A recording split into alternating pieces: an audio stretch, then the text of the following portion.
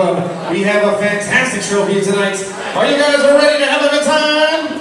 Yeah! Please give that round welcome to tonight's first MC, the one, the only, Dan Farley. Let him hear it.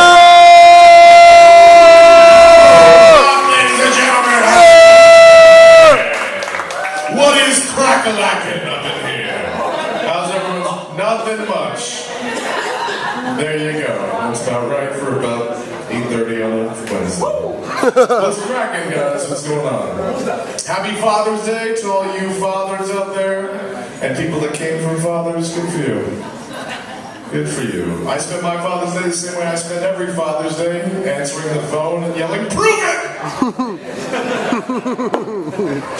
No, that's not true. I didn't. I actually spent my Father's Day at my father's grave.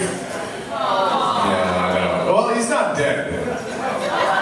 I just have it all picked out for him. Let him know. I'll be like, "Hey, Pops, sorry. You made me play soccer." Wow, so what's going on? Last night, the other night, my friends brought me to a really fancy restaurant. Has anyone been to a fancy restaurant? Wasn't expecting to go there? Yeah, it happened to me. My friends brought me to a really classy place, and I was dressed exactly the same way I am now. And they had like the maitre d' and the cloth napkins, and that dude in the bathroom that hands you cologne and mints, and whatever the hell else he hands you, towels. And he said, and after he's done, he expects a little few dollars out of you. Like he expects a $1 bill at least. And I have to look at that guy down in the face and be like, "Listen, man, I'm in the bathroom for one reason and one reason only, and that's to do cocaine. And I need that $1 bill." Yeah, man, it's hot. How hot is it out there right now? Is it hot? Taking a picture? You taking a picture? Hold on. Smile. That's a good picture. That's hello Facebook. No, it's really hot out there, man. I don't know how those Arabs do it, man. It's fucking hot. Like people always tell you that it's religion that makes them crazy. It's the heat. All day. Because if you were walking around everywhere you went and it was 112 degrees, how would it be that bad? Like, oh, who turned on the air conditioner in hell? It's great. It's a work in progress, guys. But it really makes me think, I want to go back in time if I had the opportunity to a place that didn't have air conditioning. I really would. My friends would be like, "Hey, you want to see the Gettysburg Address?" Pass. No, I'm not doing it. There's no air conditioning. I'm not doing it. It's really hot there. And my friend said to me, he said, and my friend, he's a born-again Christian, which, frankly, I don't know. This guy, he used to love to smoke meth. Now he loves Jesus. All right. Frankly, I preferred him when he smoked meth. He was much more interesting. Sure, you can leave him with your car stereo, but hey. But now he loves Jesus. He asked me, he was like, "Hey, do you guys want to act? Like, if you had access to a time machine, where would you go?" This is never going to happen, obviously.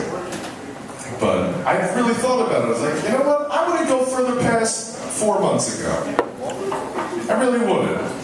Because, number one, there's air conditioning. And number two, I know people there. Worst comes to worst, they can hang out with me. At least I know I have a drinking buddy. Also, my credit cards, my cell phone, my IDs, they don't work. I don't have to change my clothes or shit. And it'd be all fine. And also, you're forgetting about those ripples in time, man. You're forgetting about those, like whatever you do, like, I don't know, you'd have sex with some person and then all of a sudden Hitler would win. I don't know how the space-time continuum works, so I'm just saying. For the sake of argument. But if you did like 4 months ago, anything I did couldn't change anything. You know, unless I was Whitney Houston. Then, she's dead, guys. No? Oh, wait.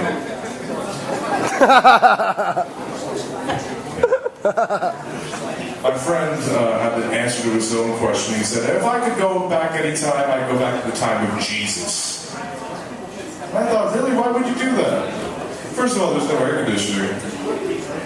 And secondly, what if you got back in time and realized that Jesus wasn't exactly the Messiah so much as a great magician?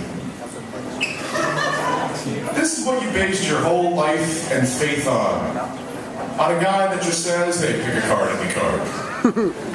It's kind of bullshit to me.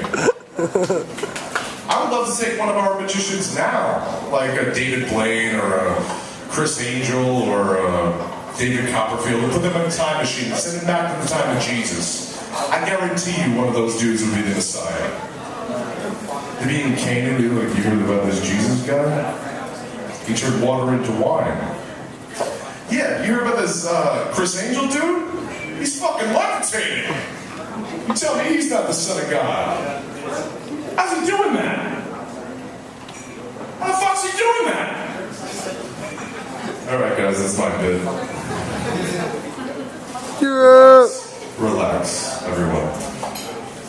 How you doing, buddy? You reading your notes? What are you up tonight? Good for you. First time? Seventh time? Fourth? Old Lou Gehrig. Hope you don't freeze up like him. Because he did. Alright guys, I'm going to keep this short. Just so you know, comedians, there's a red light up there. If it comes on, give it about a minute, and please, just wrap it up, because there's 47 comedians tonight. Yeah. So do that, and also please keep your table conversations to a minimum. And by minimum, I mean Coke deals. Okay? Alright guys, so I'm going to bring up your first comedian. I'll be with you for a little bit. I don't remember this guy's name, so I wrote it down on the napkin. It's UJ Prezi.